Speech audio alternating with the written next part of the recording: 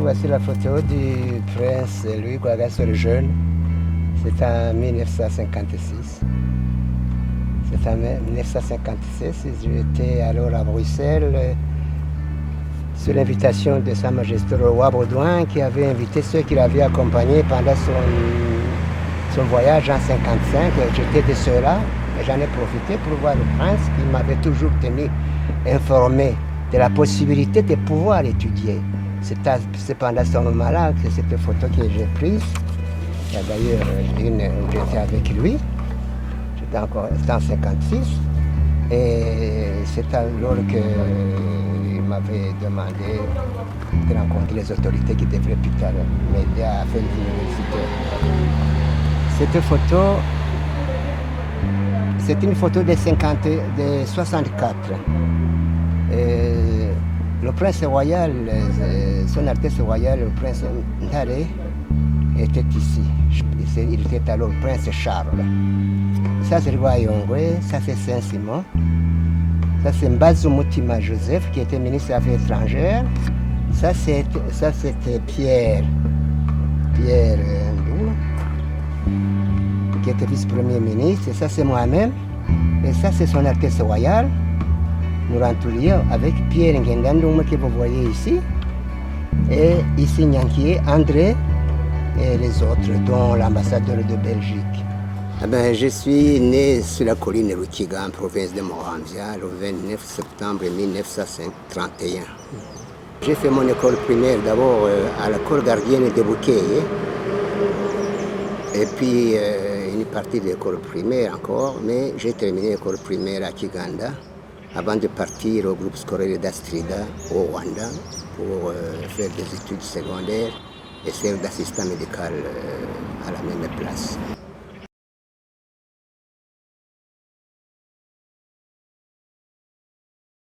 Avec nous, tout à fait ordinaire. On allait chez les sœurs, comme d'autres enfants, en rentrant. Nous habitions à peu près dans des endroits très voisins. Il avait une grande maison que son papa lui avait construite à Kumbanda, mais nous habitions à 1 kilomètre, juste à côté. Et en quittant l'école, il disait toujours, venez chez nous, il n'y a pas de problème, on allait manger chez lui et puis on rentrait chez lui. C'était donc déjà à ce moment un homme extrêmement ouvert, très simple. Et vous imaginez pour nous qui venions de nos montagnes, où nous étions habitués quand même à une civilisation bien sûr d'amour de la monarchie, mais d'un respect extrêmement profond et un peu séparé. Et nous étions d'abord étonnés de voir comment déjà ils nous considéraient comme tout à fait ordinairement comme ses frères, comme ses camarades. J'étais avec Nyankié André, avec Philippe Gaouchi, Moussoro André, Pierre Kabouya, il y avait pas mal, nous étions là ensemble. Guagasou est venu régulièrement jusqu'en 1956.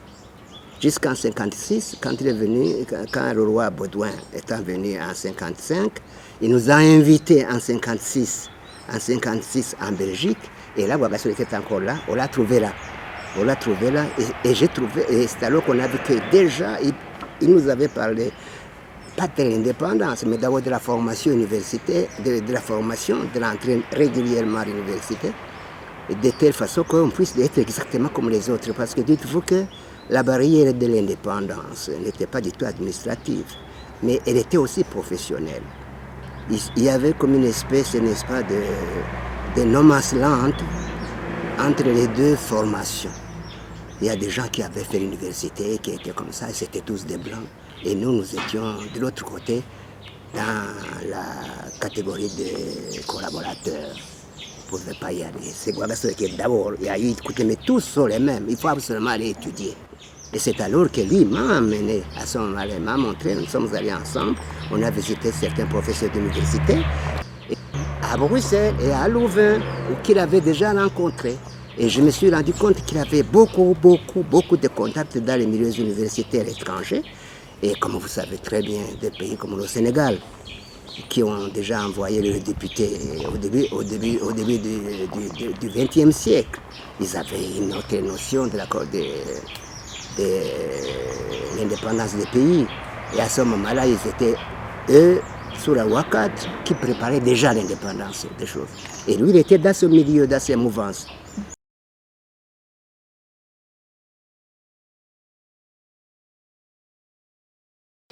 Les méthodes de lutte de Rwagasore, c'est d'abord des stratégies.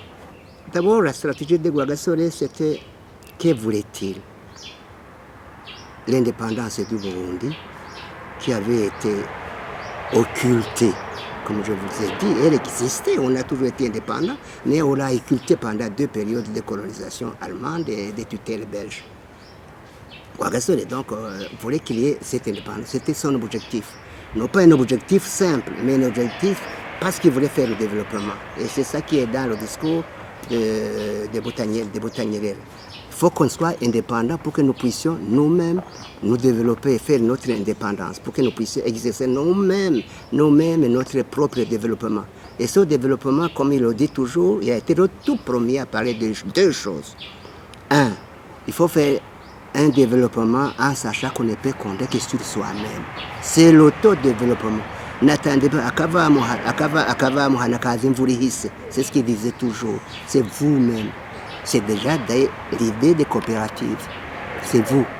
Il savait bien qu'un institut de coopératives africaines, qui était interdite, inexistante, il les invitait à ce qu'ils se développent ensemble. Aussi bien pour le développement, aussi bien pour l'importation, et aussi bien pour les exportations. C'est ce qu'il avait voulu dire. Ça, c'est la première chose qu'il a demandé.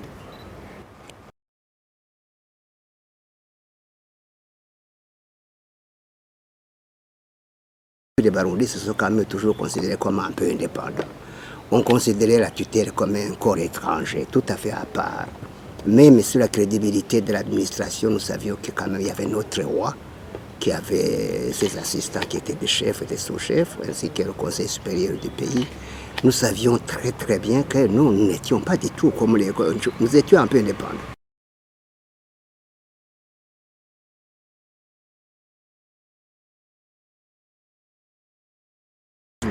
C'est Ngendanumwe Pierre. C'est le seul qui avait le charisme semblable à celui de Rwagasore. Au moins dans la même lignée. C'est la raison pour laquelle il n'y a jamais eu plus Rwagasoriste que Pierre Ngendanumwe. Ngendanumwe, c'était un homme qui avait une foi profonde. Moi, je le connais pour l'avoir pratiqué. Je suis resté avec ce grand monsieur pendant très longtemps. C'était le seul qui pouvait reprendre le flambeau laissé par Rwagasore.